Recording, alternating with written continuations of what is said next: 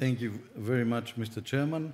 I would like to thank the organizing committee and especially Dr. Sparias for inviting me once more to this very important meeting on intervention in valvular heart disease. And since we are talking about a small aortic annulus, we should say that this aortic annulus is a complex three-dimensional crown-shaped structure.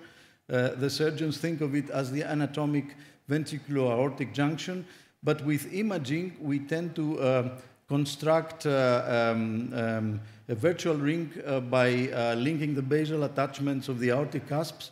And then, although the surgeons think of it a small aortic annulus as an annulus that cannot accommodate a large prosthesis that is larger than 21 millimeters, with imaging, we have cutoff points of an area less than 430 millimeters squared, or a perimeter less than 72 millimeters. And we need to think that we use the CT for the measurements, because with echo we greatly underestimate the aortic annulus by measuring a small diameter in an elliptical annulus. Small annuli are very common in TAVI studies, and more than 30% of patients may have a small aortic annulus according to the definitions used. And most of these patients are female, more than 85 to 90% of the patients, and most women will end up having a small annulus if we measure them. The risk of a small aortic annulus is that we may have a high gradient after the intervention with impaired valve hemodynamics, including patient prosthesis mismatch, and all this may lead to clinical events. The idea of a patient prosthesis mismatch is known for decades after Rahimtullah showed that the same valve may perform differently in patients with different BSA, and of course the patient with a larger BSA may have a patient prosthesis mismatch, which means that the valve is functionally less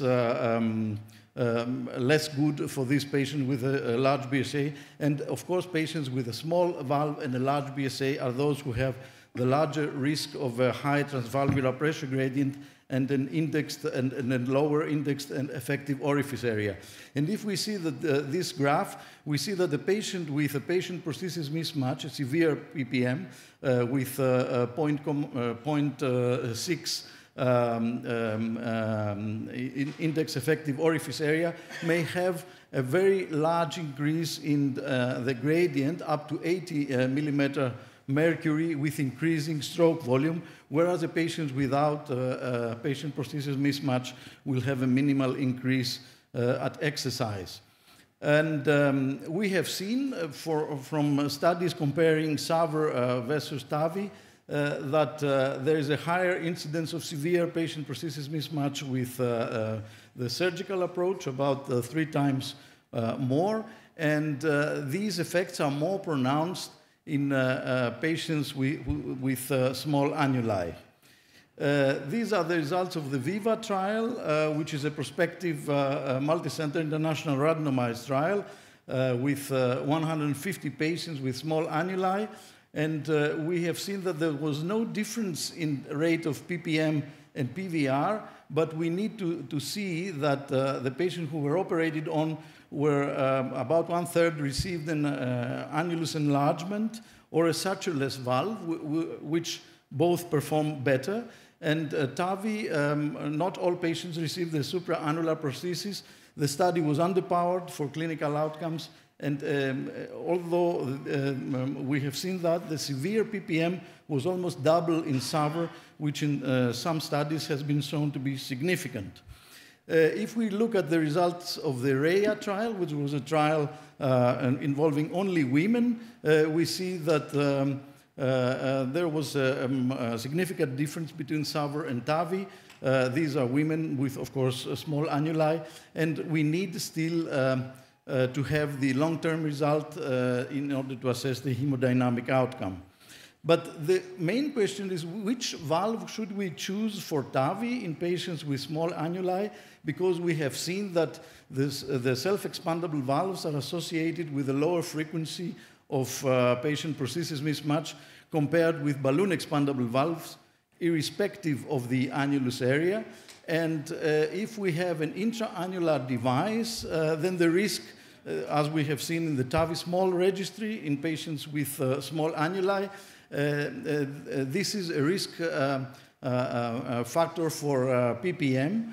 And if we have severe PPM, this still results from the TAVI small registry, then this is a very important predictor of all-cause mortality in 1 year. So these are the results of the TAVI small 2 registry, which has involved most of the platforms that we use nowadays, and we see that the better hemodynamics are seen with a supraannular valve in comparison to an intraannular valve, or a self-expandable valve in comparison to a balloon expandable valve, while PVL was more common with self-expandable valves as we know it.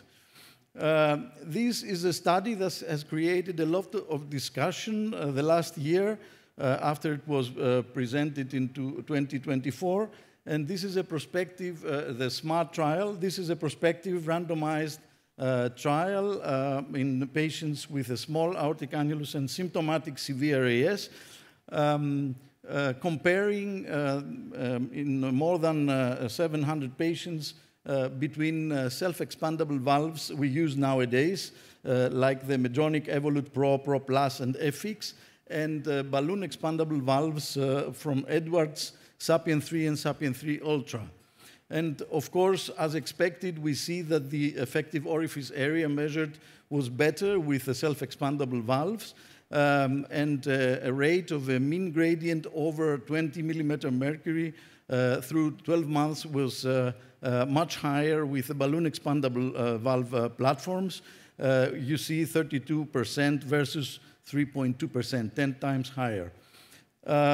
We need to know that most of the patients received the recommended size of the valve according to the annulus measurements. And if we look at the primary endpoints, we see that the primary endpoint of mortality, disabling stroke, or heart failure rehospitalization has shown no real difference, no statistically significant difference between the two platforms, but there was a much higher rate of bioprosthetic valve dysfunction through 12 months in favor of the self-expandable valves. You see 9.4% for the self-expandable valves versus 41.6%. And this difference was consistent throughout the various annulus areas in the trial. Of course, the difference was much higher with the smaller valves.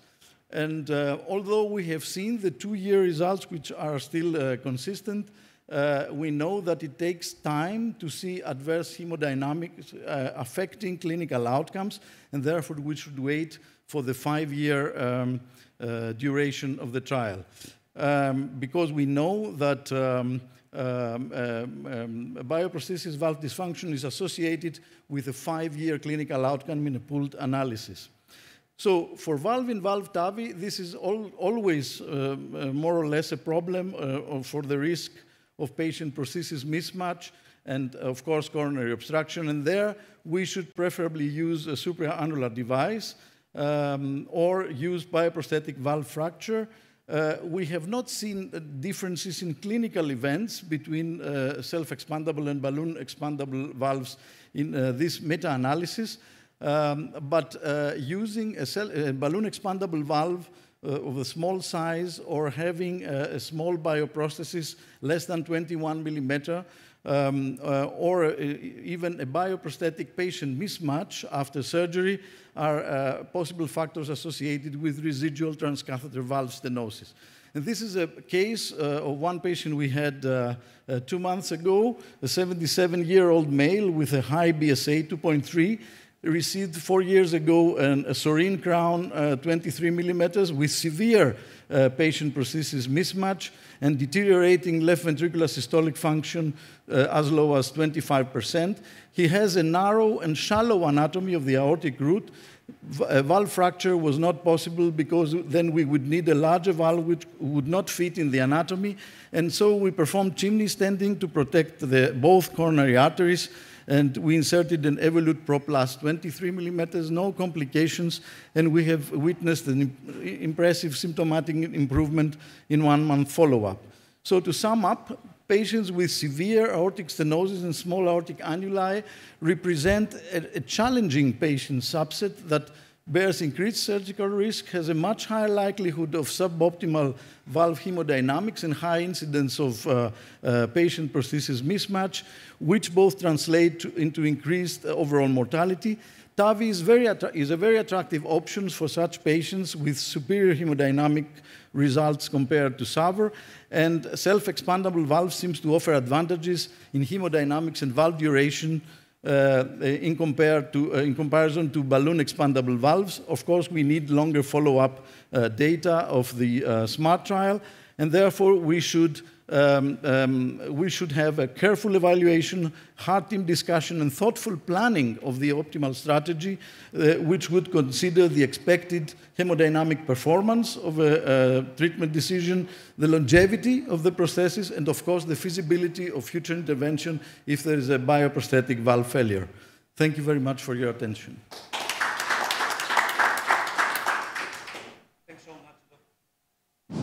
Thanks so much, Dr. Rigopoulos, for your excellent presentation. I would like to have the opinion of a cardiac surgeon. Doctor, we are going to have a discussion just after the presentation of the cardiac surgeons. So I will invite Dr. Patakos, Grigoris, to have your opinion, the cardiac surgeon opinion, on this special and sometimes difficult situation.